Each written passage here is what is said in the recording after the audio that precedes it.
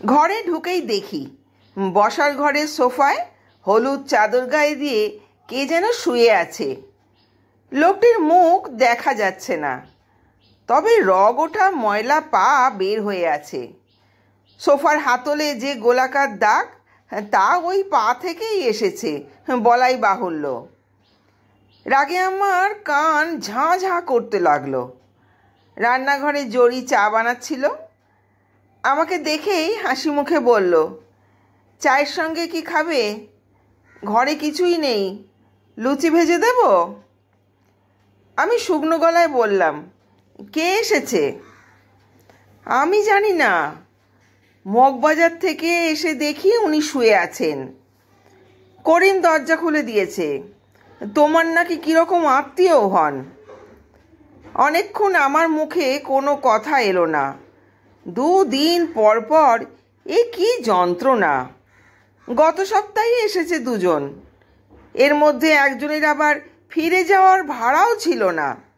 তাকে নেত্রকোনায় ফিরে যাওয়ার ভাড়া বাবদ 30 টাকা দিতে হয়েছে।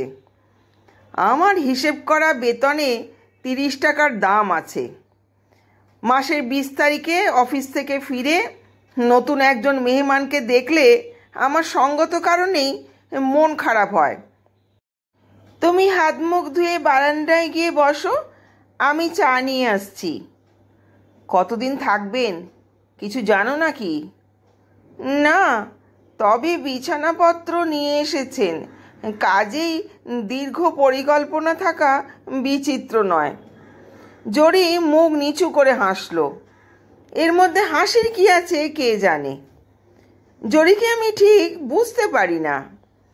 বিয়ের পর থেকেই সে মেহমানদারি করছে। সবই আমার গ্রামের বাড়ির আত্মীয় স্বজন। কেউ চাকরির সন্ধানে, কেউ চিকিৎসার জন্য, আবার কেউ কেউ নিছক বেড়াবার জন্য। নতুন এয়ারপোর্ট দেখবে, চিড়িয়াখানায় যাবে, শিশু পার্কে যাবে। জড়ি নির্বিকার, যেন এসব ঝামেলা বিচলিত হওয়ার মতো কোনো ঝামেলাই নয়। আমি প্রথম ভেবেছিলাম জড়ির এই ব্যাপারটি লোক দেখানো। আমার কাছে প্রমাণ করতে চাচ্ছে যে সে যদিও অনেক বড়লোক বাড়ির মেয়ে, তবু আমার গরিব আত্মীয় স্বজনদের সে মোটেই অবহেলা করে না। এখন বুঝতে পারছি আমার এই ধারণা ঠিক নয়। কোনো এক বিচিত্র কারণে জড়ির মধ্যে বিরক্ত হওয়ার ক্ষমতা গড়ে ওঠেনি। আমি যখন দেখি আমার কোনো ফুফাতো ভাই কিংবা খালাতো ভাই কার্পেটের ওপর নাক ঝেড়ে টেবিল ক্লথে হাত মুছছে, তখন আমার মাথায় রক্ত উঠে যায়। অথচ জড়িকে দেখি বেশ সহজ এবং স্বাভাবিক, যেন কার্পেটে নাক ঝাড়া তেমন কোনো গুরুত্বপূর্ণ ব্যাপারই নয়। বারান্দায় ফুরফুরে হাওয়া, তবু আমার বিরক্ত ভাব কাটল না। জড়ি চা নিয়ে আসতেই বললাম, এই রকম মেহমানদারি করলে তো চলবে না জড়ি। যতক্ষণ চলছে চলুক, তুমি চা খেয়ে ভদ্রলোককে ডেকে তুলে আলাপ পরিচয় করো। রাগ করার কি আছে বলো? রাগ করার কিছু নেই। সময় অসময় নেই স্পঞ্জের স্যান্ডেল পরে মাথায় একটা কাঁঠাল নিয়ে লোকজন আসতে থাকবে, আর আমি গিয়ে গলা জড়িয়ে ধরবো? জড়ি খিলখিল করে হেসে উঠল, যেন এরকম মজার কথা সে বহুদিন শোনেনি। চা খেতে খেতেই জানা গেল মেহমানের ঘুম ভেঙেছে এবং মেহমান আমার খোঁজ করেছেন। আমি গিয়ে দেখি হাসি চাচা। প্রায় 11 বছর পর দেখা। ডান গালে লাল জরুল না দেখলে চিনতেই পারতাম না।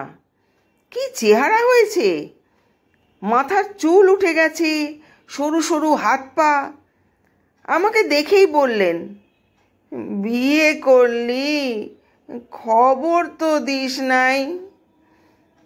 আপনিও তো আমাকে কোনোদিন কোনো খবর দেননি চাচা। তা ঠিক, খুব ঠিক কথা।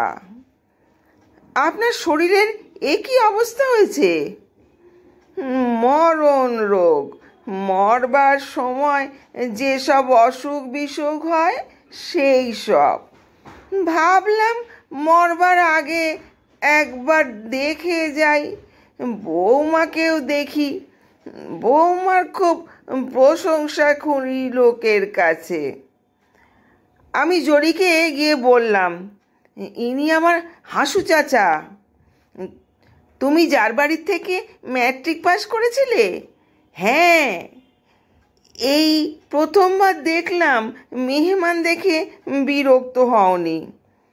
হাসু চাচা না থাকলে আমার পড়াশোনা হতো না জরি।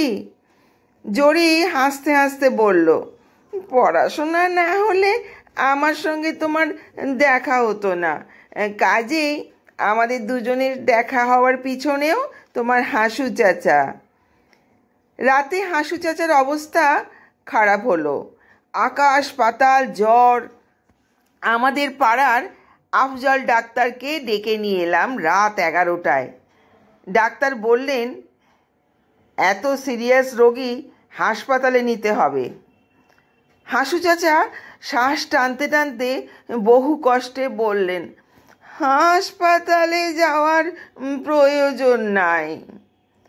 প্রয়োজন নেই বললেই তো হবে না, জীবন মৃত্যুর প্রশ্ন। জরি আমাকে আড়ালে ডেকে নিয়ে বলল, ইনার আত্মীয় স্বজনদের খবর দেওয়া প্রয়োজন মনে হচ্ছে।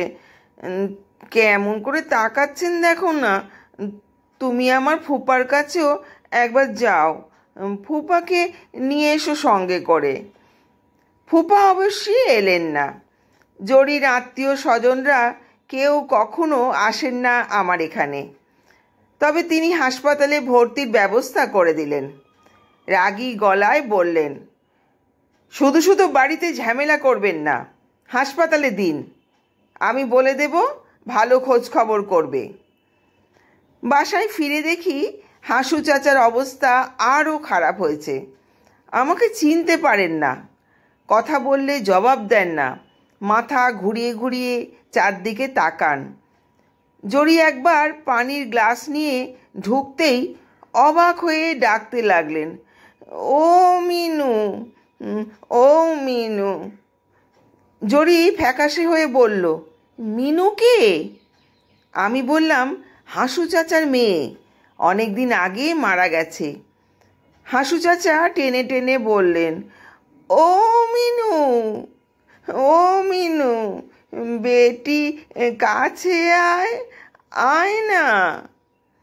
রাত 1টার সময় তাকে হাসপাতালে নিয়ে গেলাম। বাসায় ফিরতে ফিরতে রাত 2টো বেজে গেল। জরি দেখি একা একা জেগে বসে আছে, তার মুখ রক্তশূন্য।